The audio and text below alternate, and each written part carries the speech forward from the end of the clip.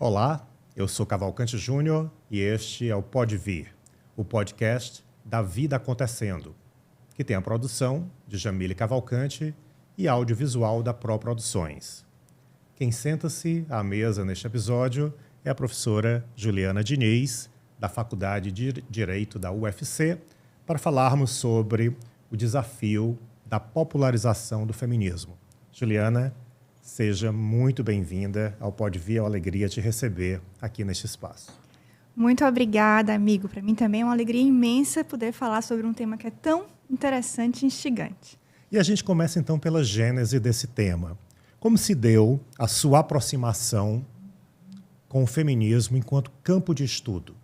Eu costumo dizer que foi a vida que me trouxe o feminismo e não a academia, a universidade. Minha formação foi toda na área do direito político, direito constitucional, então eu fiz a graduação na Escola de Direito da UFC, que é uma escola que tem um foco muito grande em direito constitucional.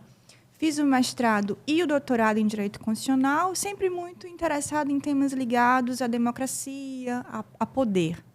Mas muito alheia à questão da desigualdade de gênero. Isso não foi um tema que me chegou nos meus estudos acadêmicos iniciais. Depois, quando eu fui mãe, durante a minha gravidez, eu sou mãe de gêmeos, quando eu tive as crianças, isso foi em 2014, o período pós-parto, puerpério, os desafios de uma maternidade, que eu desejei muito, mas para a qual eu não estava preparada emocionalmente, isso trouxe para mim a necessidade de ressignificar a minha identidade enquanto pessoa, enquanto sujeito. E aí eu percebi que muitas portas haviam sido fechadas a mim depois que eu havia me tornado mãe. O meu campo de liberdade ele foi muito reduzido. Isso me causou um grande estranhamento, uma grande sensação de revolta interior. E aí foi quando eu comecei a estudar gênero. Por isso que eu digo que foi a vida que trouxe, e não propriamente a academia. Então você está comemorando 10 anos de estudo do feminismo. 10 anos de estudo de gênero e feminismo, exatamente. E aí, na verdade, não foi nenhuma virada fundamental de campo de interesse, porque eu continuo discutindo poder e democracia, mas agora com outras lentes e com outro enfoque, outra perspectiva, que eu considero mais contemporânea, mais atual, mais condizente com o mundo que a gente tem hoje. Se você pudesse fazer uma linha do tempo nesses 10 anos, o que esse estudo mudou ao longo de cada um desses anos até 2024? Quais são as principais mudanças nesse campo de estudo? Eu acho que o primeiro passo, pensando no percurso pessoal de contato com o tema, o primeiro passo foi primeiro entender o campo, entender propriamente sobre o que é que o feminismo se debruça. E aí, então, para quem não sabe o que é o feminismo, comecemos com isso. É um desafio essa definição. Hoje é difícil falar hoje no feminismo no singular, porque existem hoje múltiplas vertentes de feminismo, mas fundamentalmente a gente se refere a feminismo para tratar de um movimento social que já é secular, é empreendido pelas mulheres no sentido de buscar emancipação e reconhecimento de igualdade em relação aos homens. Então, o feminismo ele abraça desde o trabalho de ativismo político, de militância política, a atuação das mulheres no sentido de disputar o poder através do ato, como também alcança toda a produção intelectual e artística, das mulheres dedicadas a esse processo de se tornarem livres e emancipadas. Então, é isso que a gente entende por feminismo, a teoria e a praxis política. Então, pensando no meu percurso, na história desses 10 anos, eu acho que o primeiro passo foi justamente trazer clareza sobre o que é que eu estava efetivamente iniciando a estudar, a entender melhor, a compreender melhor. E aí ficou muito claro para mim que eu estava debruçada sobre questões ligadas à justiça, uma teoria da justiça, ou seja, a percepção, um diagnóstico social de que o poder é distribuído de uma forma muito desigual na sociedade e que a gente precisa estabelecer novos discursos, novas ideias, um novo senso do que seja igualdade e de qual é o lugar que as mulheres ocupam hoje e que devem ocupar no mundo no futuro. Esse foi o primeiro passo. Depois, o grande desafio, e eu considero que esse é um trabalho de uma vida inteira e um trabalho que não termina, é o desafio de sistematizar e organizar as informações de um campo que é muito fragmentado e muito múltiplo. Então, eu costumo dizer que, para quem está chegando ao campo, é como se eu estivesse mirando um caleidoscópio, porque eu tenho assim um grande conjunto de personagens, fatos, obras, discursos, né? E não há a possibilidade de a gente traçar uma linha homogênea de desenvolvimento, mas é uma árvore que vai se ramificando à medida em que o movimento ele ganha corpo. Então, assim como são muito variadas as ideologias em disputa, também são muito variados os projetos de feminismo. Então, esse foi um grande desafio, organizar isso, sistematizar isso como estudo, no interesse de fazer uma docência sobre isso, compartilhar esse conhecimento com outras pessoas, que é um trabalho que eu tenho me dedicado nos últimos 10 anos. Pegando um desses temas de interesse do seu estudo, a distribuição do poder, qual é a sua leitura sobre a distribuição do poder na sociedade patriarcal?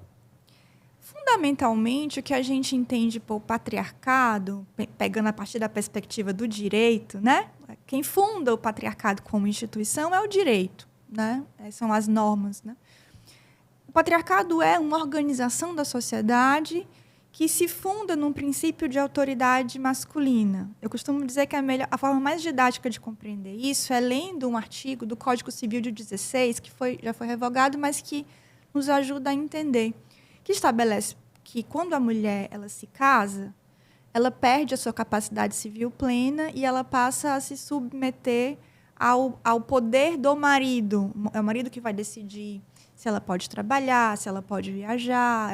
É o marido que decide sobre a organização da família e sobre os filhos. Então, o patriarcado é isso. É uma sociedade em que existe uma relação de gênero que não é igualitária. Existe uma subordinação da mulher em relação à autoridade do homem. Isso é o patriarcado. Quando a gente pensa em termos de distribuição de poder, o patriarcado ele se manifesta tanto nos espaços formais, institucionais, por exemplo, nos parlamentos, no poder judiciário, no poder executivo. Então, existe claramente, num primeiro momento, a verdadeira interdição do acesso às mulheres a esses espaços e depois a possibilidade de entrada, mas uma dificuldade muito grande de entrada. Então, só para te dar um número, a taxa de participação feminina hoje no parlamento brasileiro é de 15% apenas. É um número chocante se eu considerar que as mulheres são a maioria. 15% somente de mulheres no parlamento. Se a gente considerar que as mulheres são a maioria do eleitorado e da população brasileira, é um número que é muito chocante, né? Então, ele se manifesta nesses espaços formais, mas ele também se manifesta na nossa vida de cada dia, né?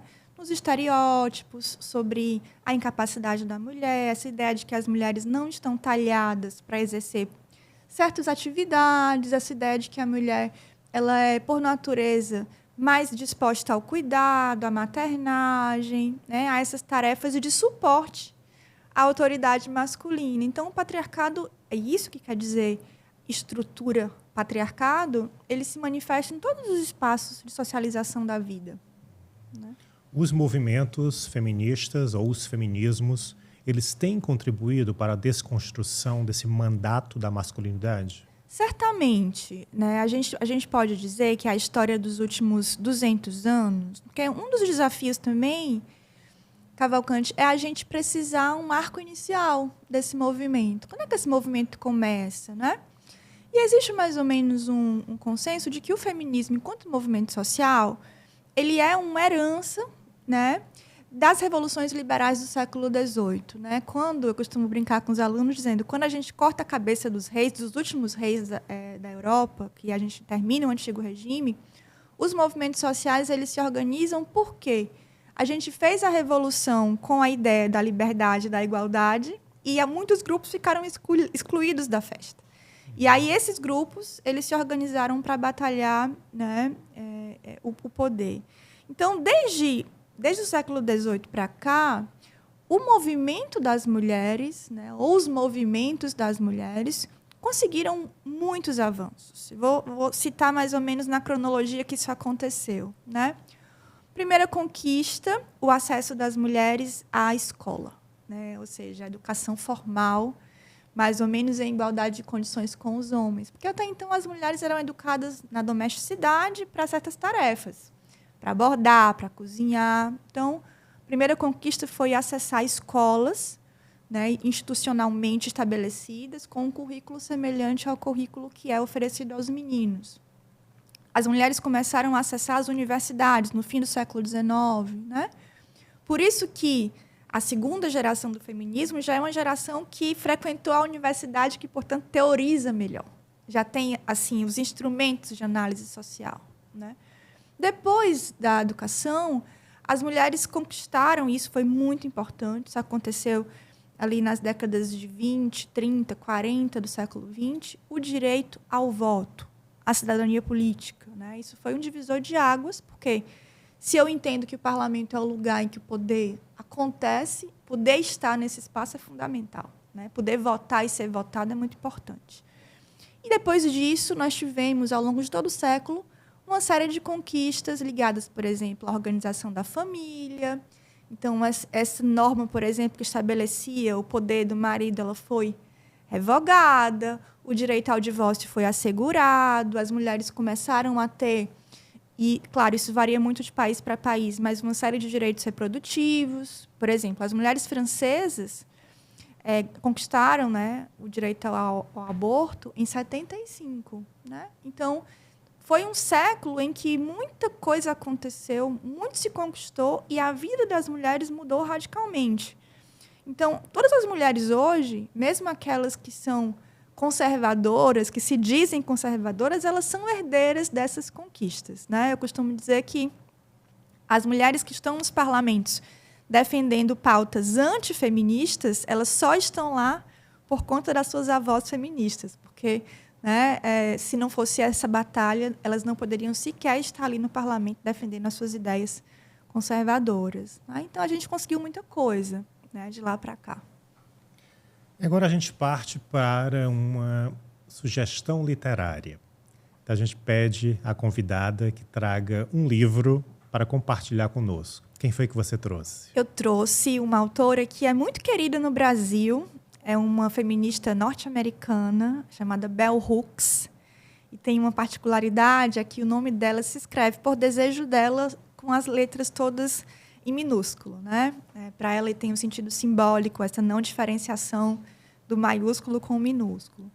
A Bell Hooks é uma feminista que faleceu há pouco tempo. Né? Ela faleceu faz 2 anos. E ela é muito lida e querida no Brasil porque ela traz uma proposta de feminismo. É uma feminista negra, isso é importante que a gente demarque, né? Ela traz uma proposta de feminismo que é muito voltada a uma ampliação do acesso ao saber feminista, ao discurso feminista. Então, é uma autora que quer escrever para todo mundo, que quer falar para todo mundo. Ela propõe um feminismo que não é separatista, que não é fundado no ódio, no ressentimento, né?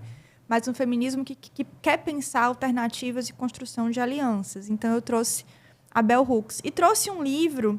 Mostre aqui para a gente, por favor. Que eu considero que é um livro maravilhoso para quem quer entrar no campo do feminismo, que é o livro, pequeno ensaio chamado O Feminismo é para Todo Mundo, Políticas Arrebatadoras. Né? Então, é um livro que a Bell Hooks escreve para homens, para mulheres, para pessoas que não precisam ter qualquer tipo de formação acadêmica.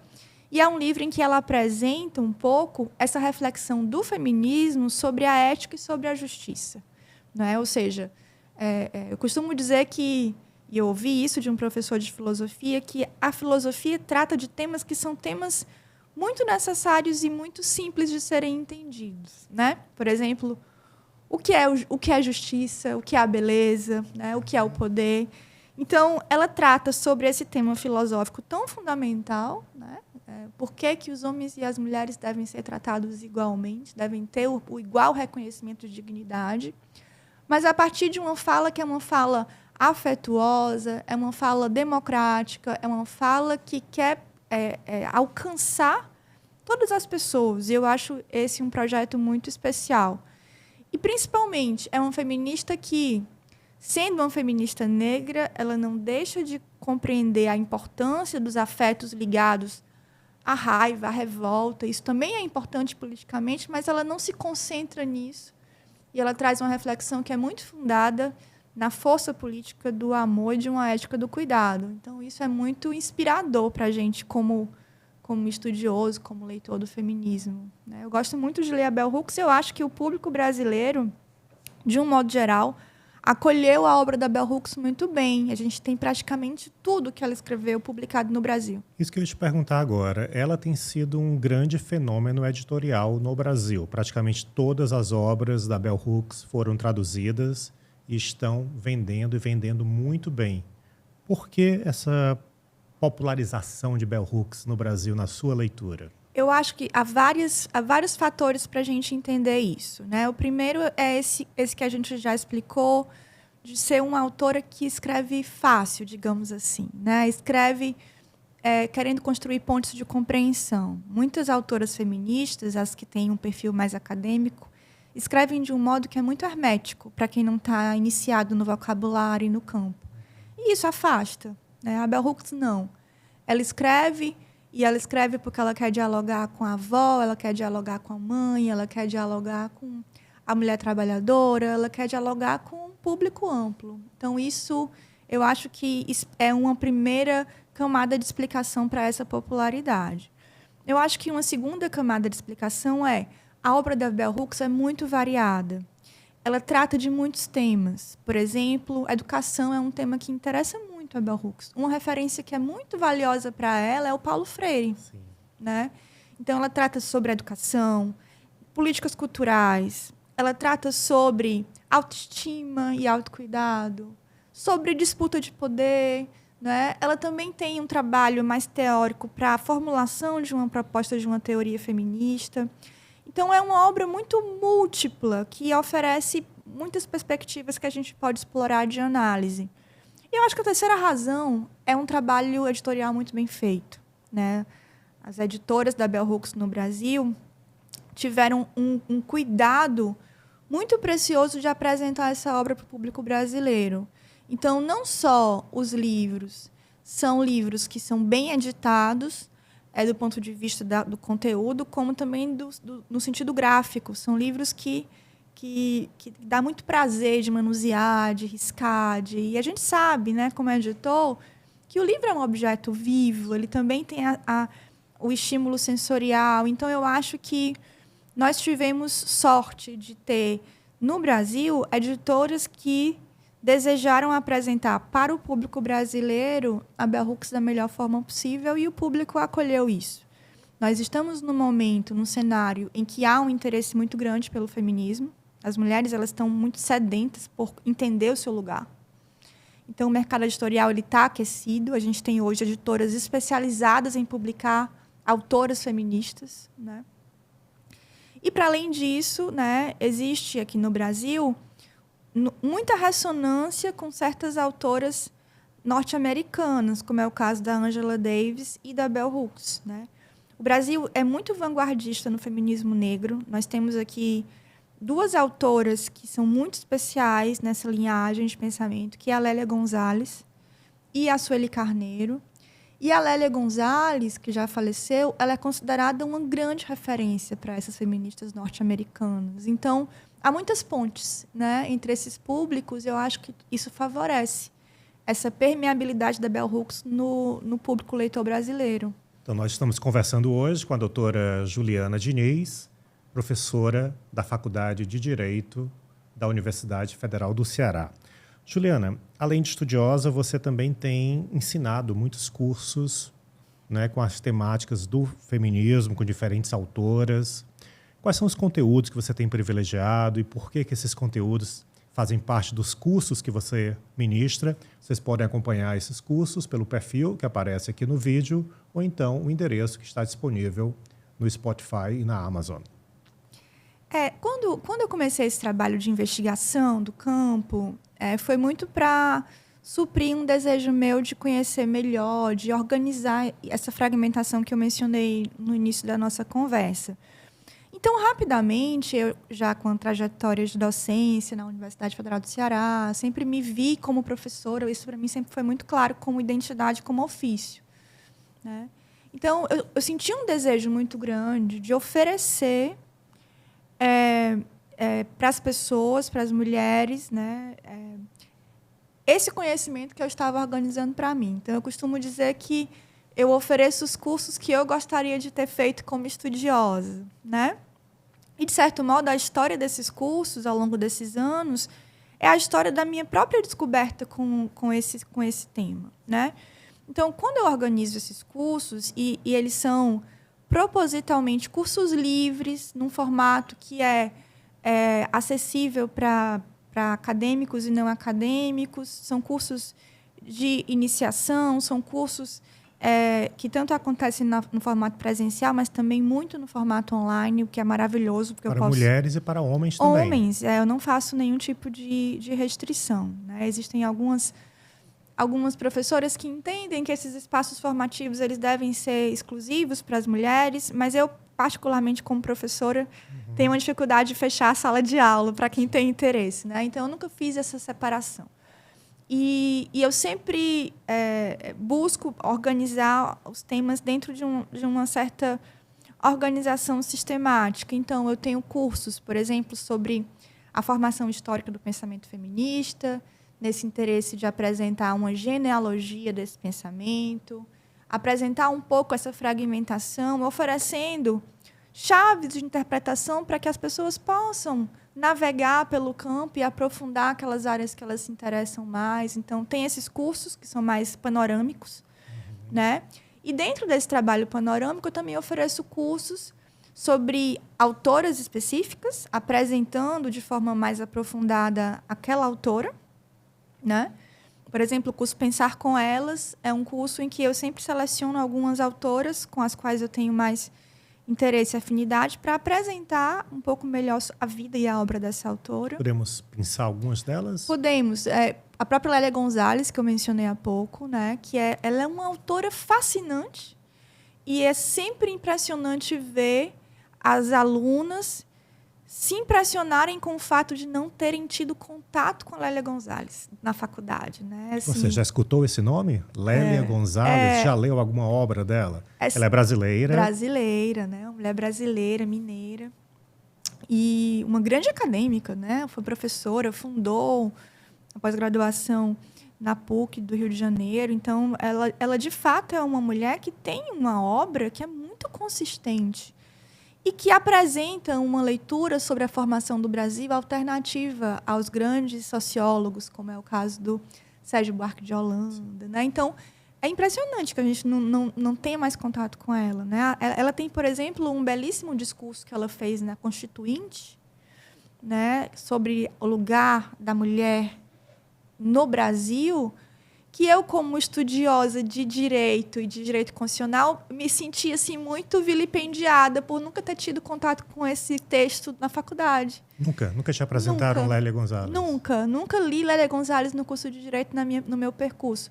Então, ela é um exemplo, né? Uma outra autora que eu trabalho, eu digo que é uma companhia intelectual para a vida, é a Simone de Beauvoir, né? A obra dela dialoga com as minhas questões de uma forma muito profunda. Uma outra feminista que é pouco explorada no Brasil e que eu considero muito interessante, que é a Martha Nussbaum, que é uma norte-americana contemporânea, viva. Então, eu vou separando essas autoras que eu acho que podem oferecer perspectivas interessantes, né?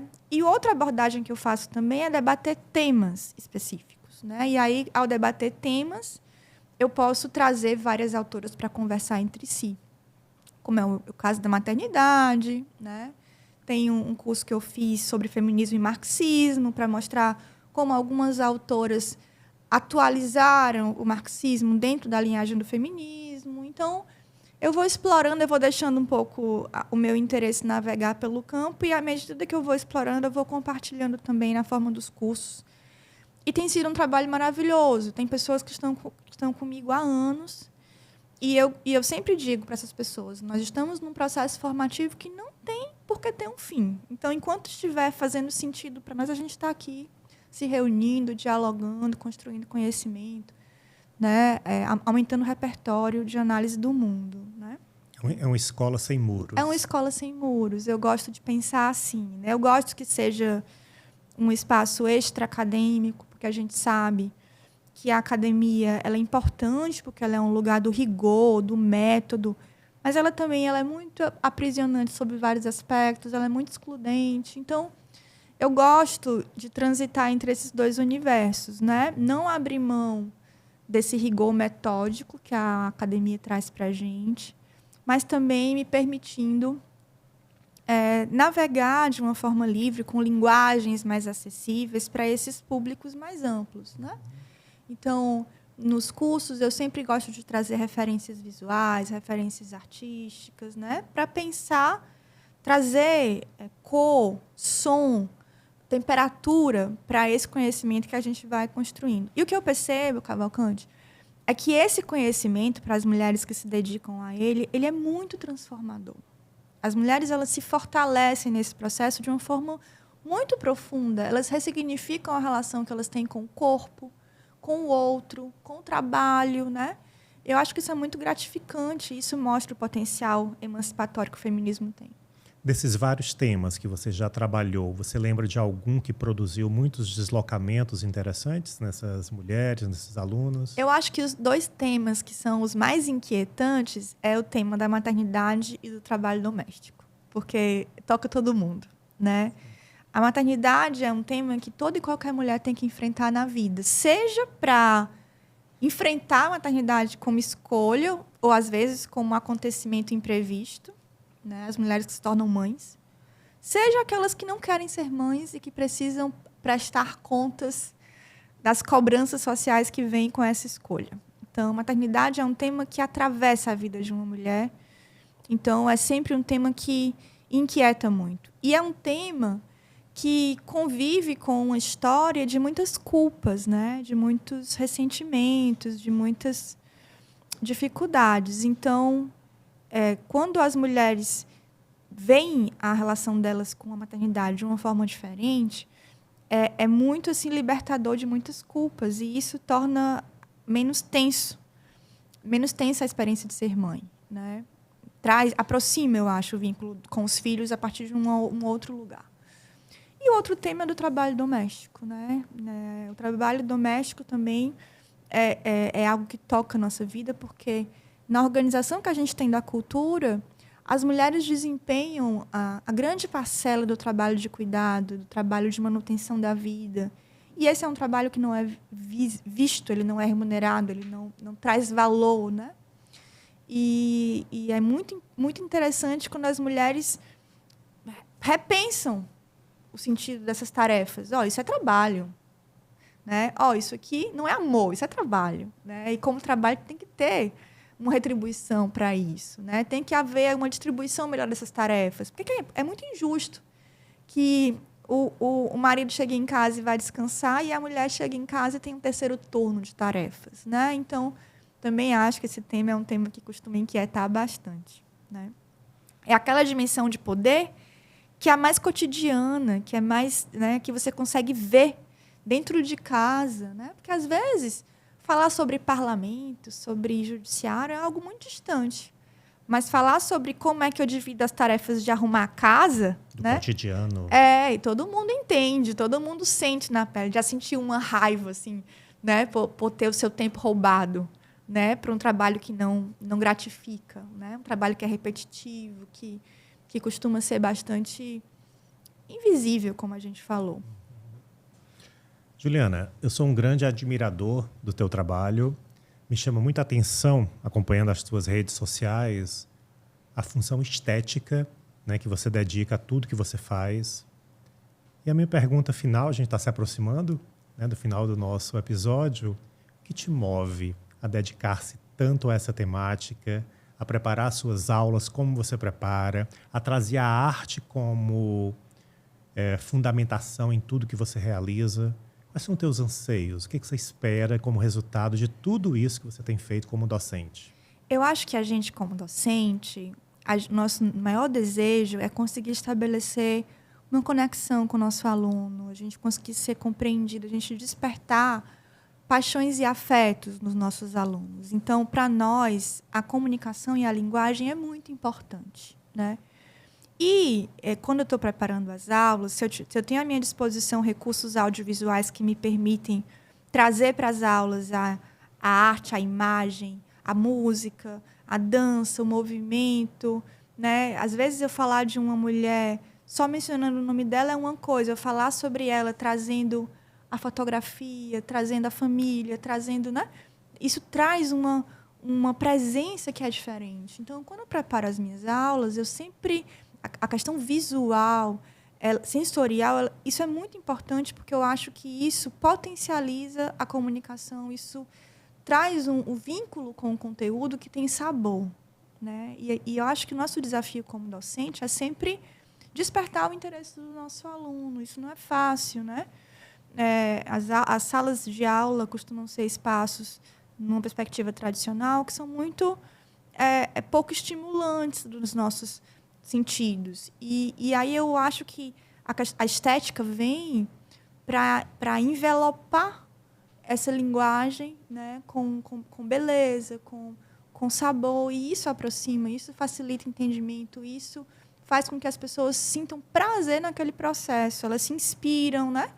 Então, é impressionante, às vezes, um vídeo de um balé, por exemplo, né? É algo que toca lá no fundo da sensibilidade da pessoa e ela, de repente, tem um insight que é muito intenso. Então, eu gosto disso e os cursos me dão o prazer de poder brincar um pouco com essas múltiplas linguagens da arte, né?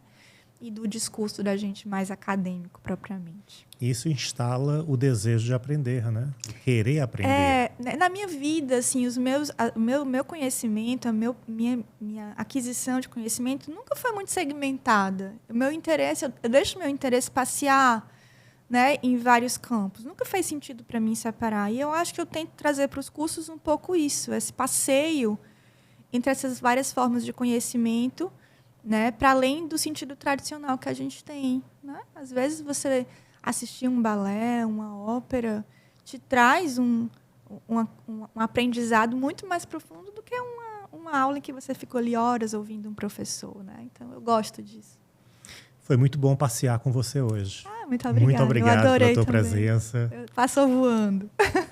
Então, conversamos com Juliana Diniz, professora da Faculdade de Direito da UFC, um episódio sobre o desafio da popularização do feminismo.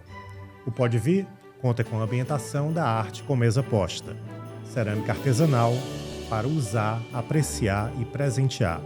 Acesse o Instagram, @artecomesaposta.